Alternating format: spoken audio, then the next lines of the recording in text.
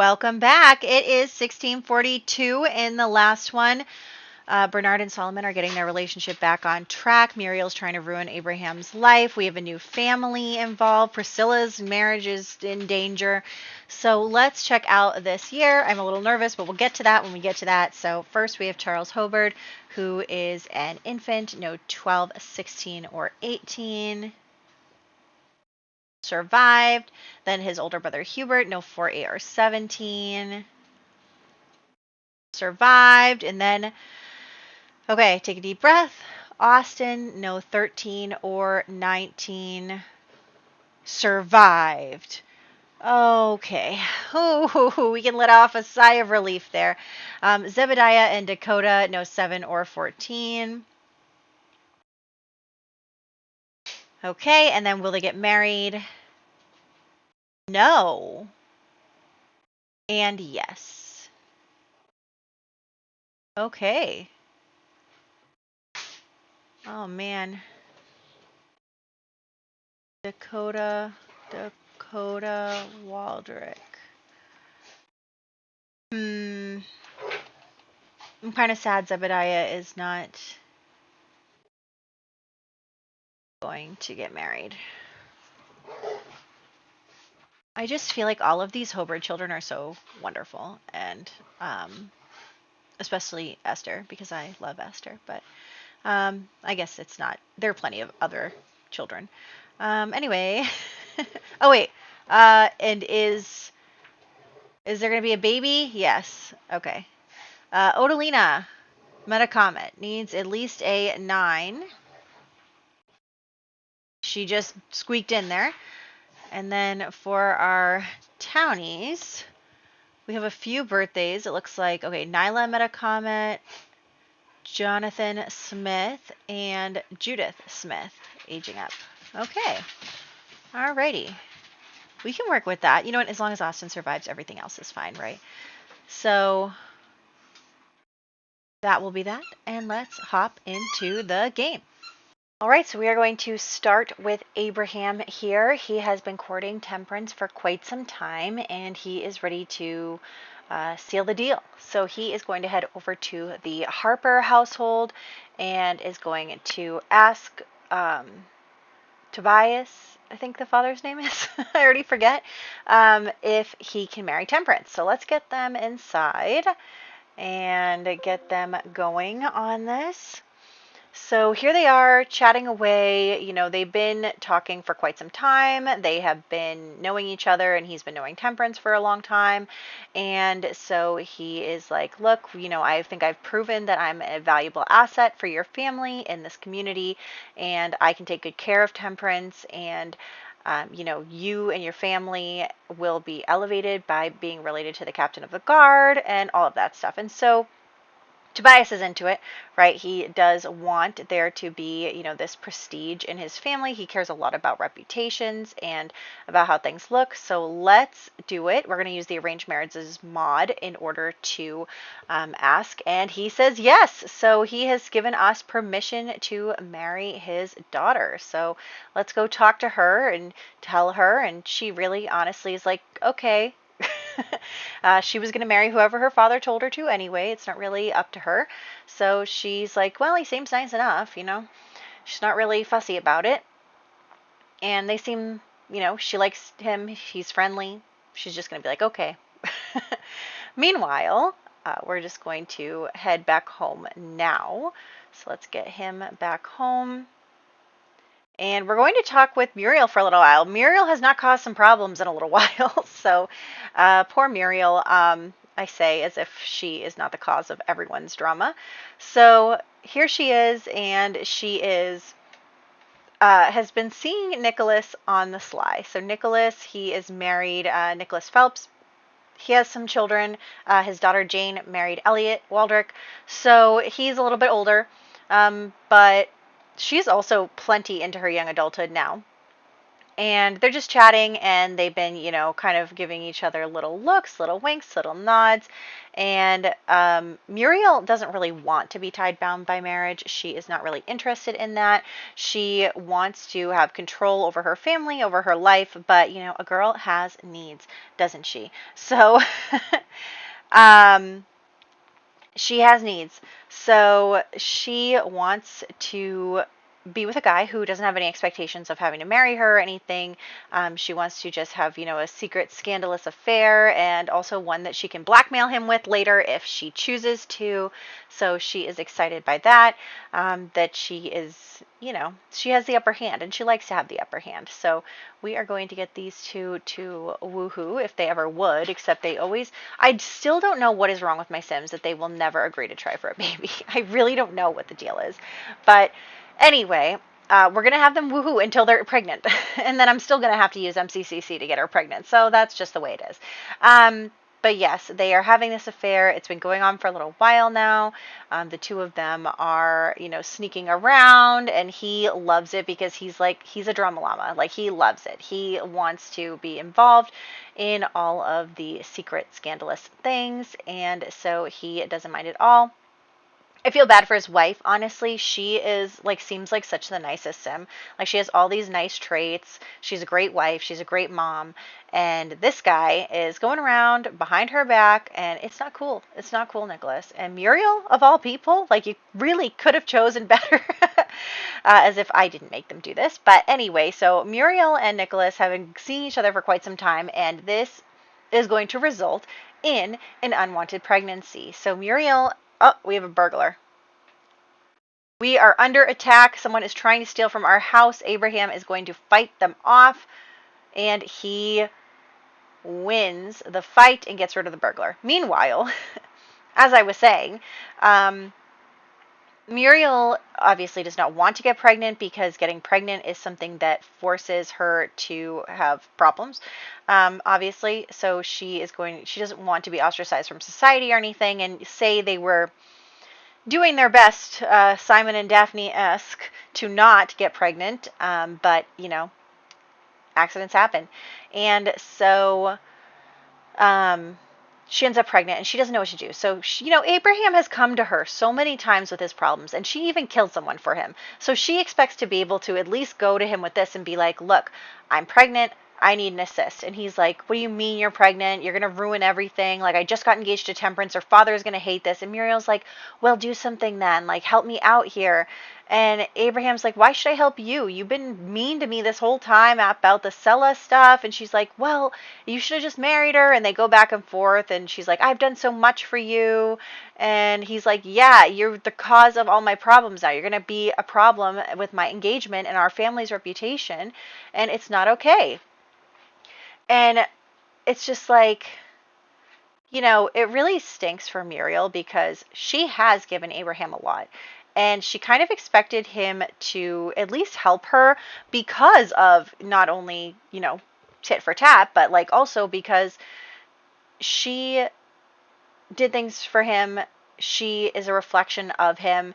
And because her pregnancy will hurt their family's reputation, she feels like he should help her because he wants to keep their family reputation intact, blah, blah, blah, right?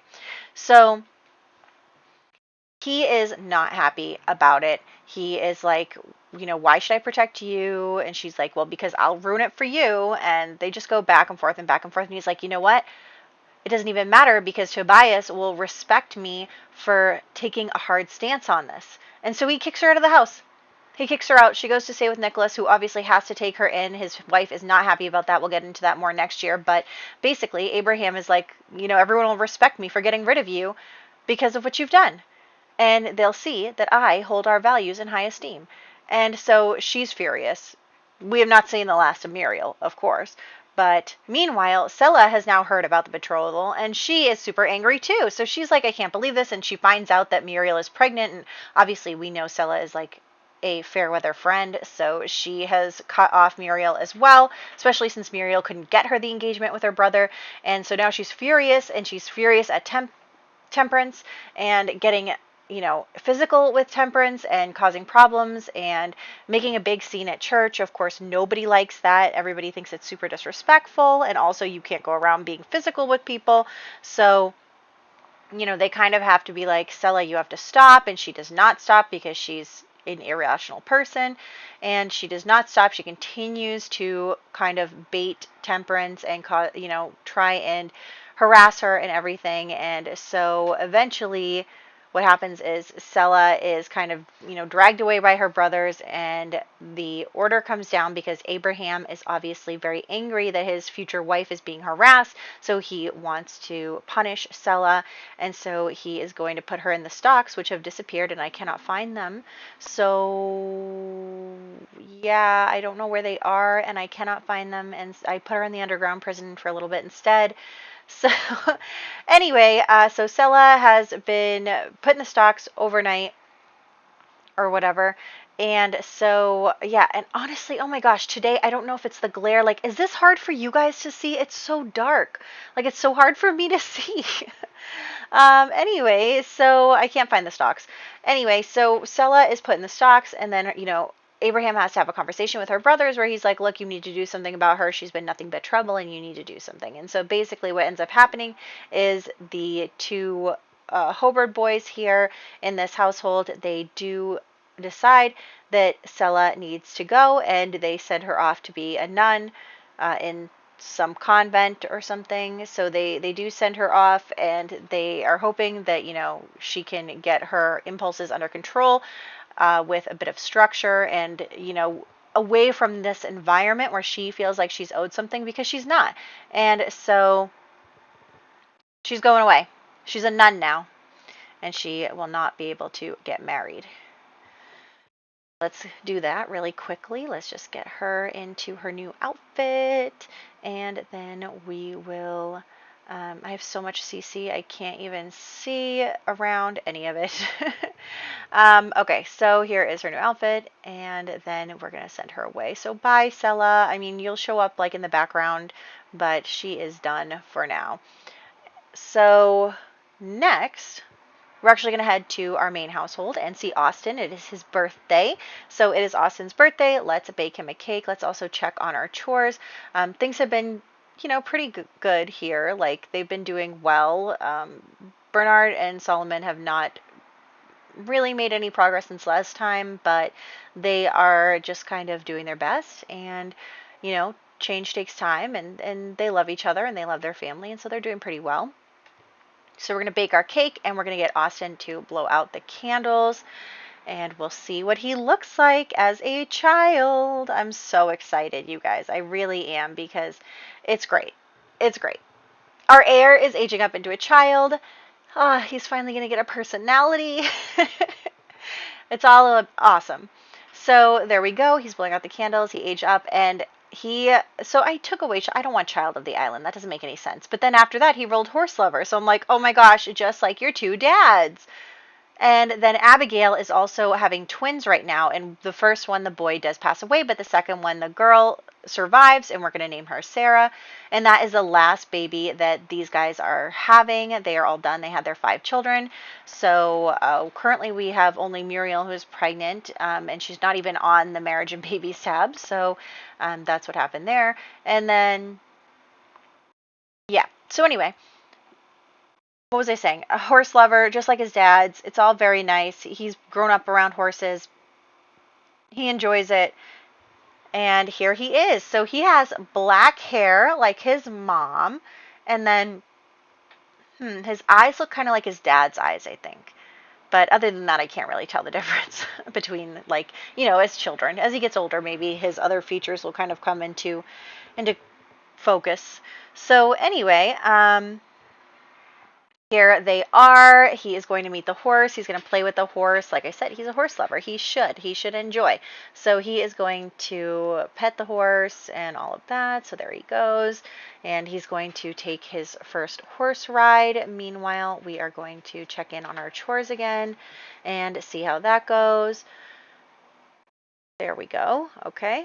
And then we are going to just walk around town enjoying our first horse ride. really, really exciting for him, especially, as a horse lover.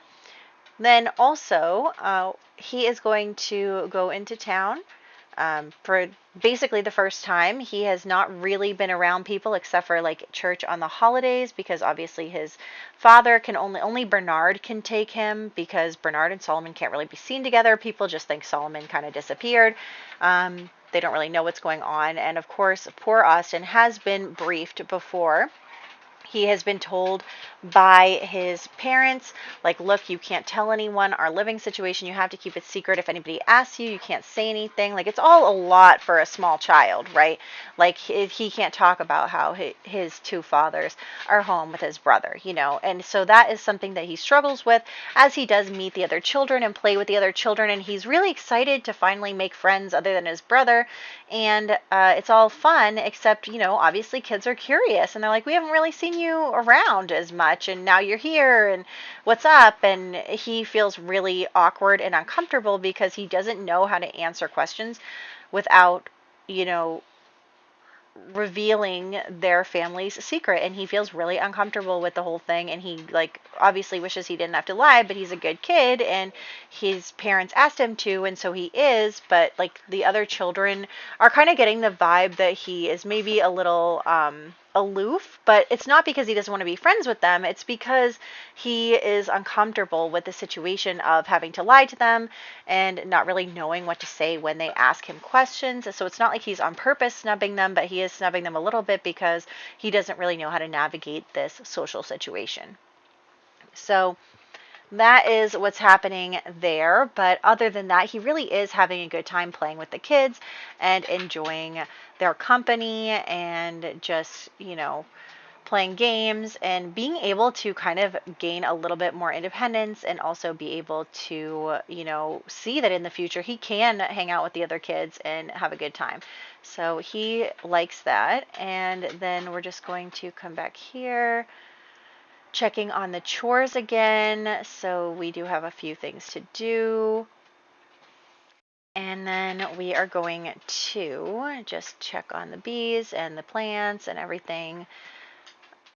I'm trying to remember. I think, yeah, we're going to go on one more horse ride with Austin.